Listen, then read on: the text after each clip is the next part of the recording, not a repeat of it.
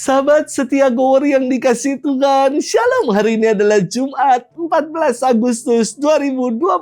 Hari ini kita memperingati peringatan wajib Santo Maximilianus Maria Kolbe, Imam dan Martir.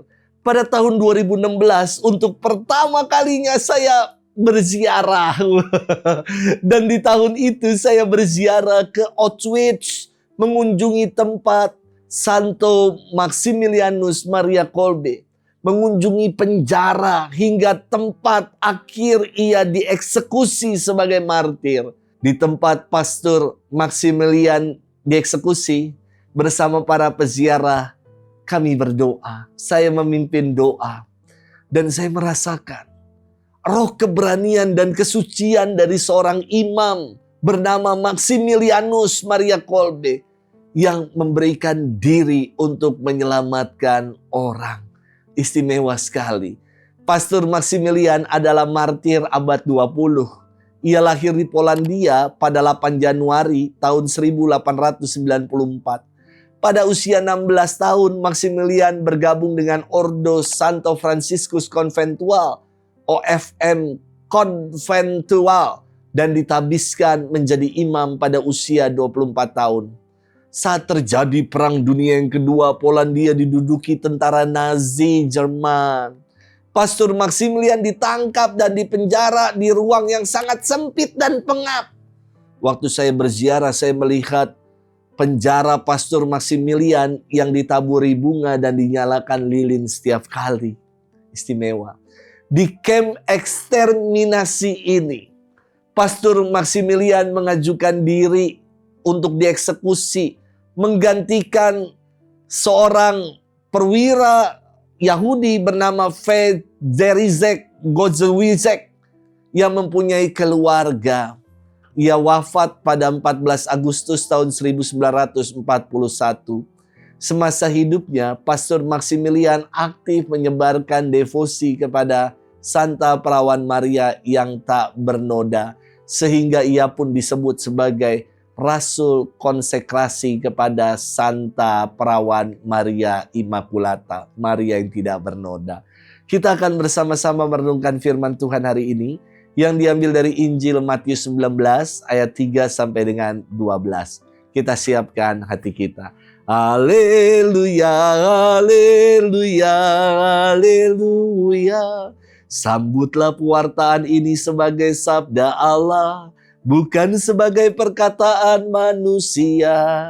Haleluya, haleluya, haleluya. Tuhan bersamamu dan bersama rohmu.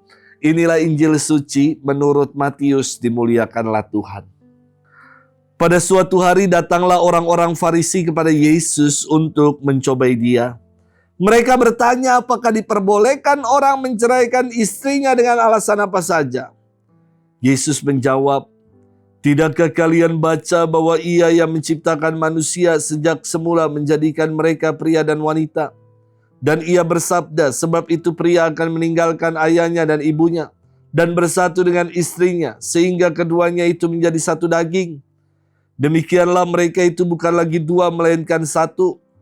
Karena itu, apa yang telah dipersatukan Allah tidak boleh diceraikan manusia." Kata mereka kepada Yesus, "Jika demikian, mengapa Musa memerintahkan untuk memberi surat cerai jika orang menceraikan istrinya?" Kata Yesus kepada mereka, "Musa mengizinkan kalian menceraikan istrimu, tetapi sejak semula tidaklah demikian. Tetapi aku berkata kepadamu, barang siapa menceraikan istrinya kecuali karena zina lalu kawin dengan wanita lain, ia berbuat zina." Maka murid-murid berkata kepada Yesus, "Jika demikian halnya hubungan antara suami dan istri, lebih baik jangan kawin." Akan tetapi Yesus berkata kepada mereka, "Tidak semua orang dapat mengerti perkataan ini, hanya mereka yang dikaruniai saja. Ada orang yang tidak dapat kawin karena ia memang lahir demikian dari rahim ibunya. Dan ada orang yang dijadikan demikian oleh orang lain. Dan ada orang yang membuat dirinya demikian karena kemauannya sendiri demi kerajaan surga. Siapa yang dapat mengerti, hendaklah ia mengerti." Demikianlah sabda Tuhan. Terpujilah Kristus.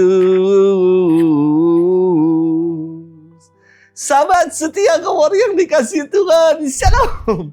Saya senang sekali dengan filosofi rumah tangga yang diibaratkan seperti chopstick, sumpit, ketimbang seperti sendok dan garpu. Karena kalau sendok dan garpu hanya nampaknya saja saling melengkapi. Ada sendok, ada garpu.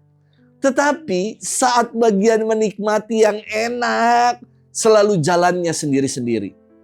Sendok ambil nasi, dibantu dorong sama garpu biar masuk ke dalam sendok.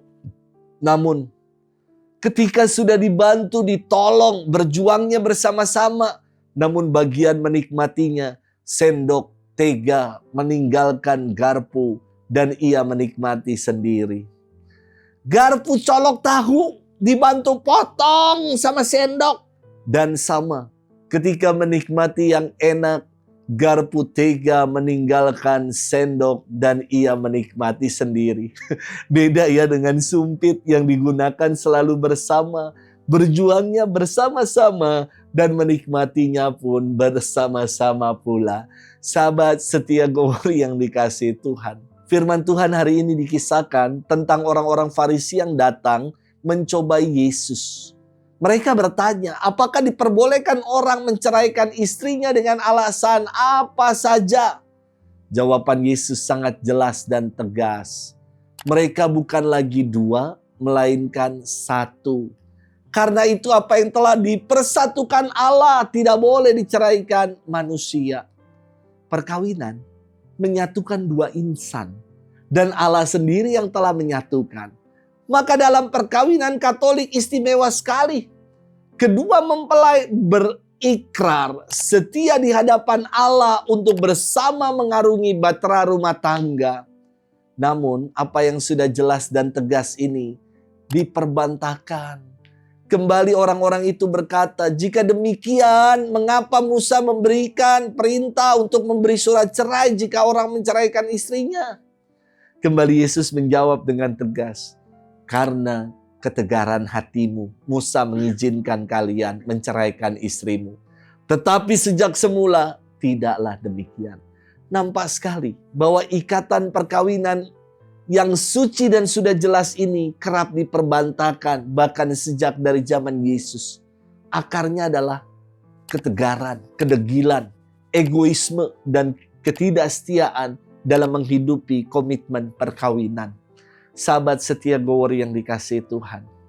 Perkawinan Katolik adalah sakramen, yakni ikatan cinta kasih dan merupakan materai kekal sampai maut memisahkan. Artinya dalam perkawinan Katolik tidak ada kata cerai. Namun karena ketegaran hati manusia, banyak orang memandang ikatan ini sebelah mata saja. Mereka memutus ikatan perkawinan yang kudus secara sipil dan menganggap semuanya dan selesai. Tetaplah setia pada komitmen perkawinan.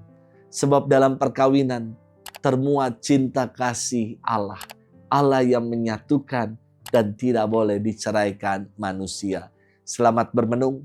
Tuhan memberkati kita selalu dalam nama Bapa, Putra, Roh Kudus. Amin.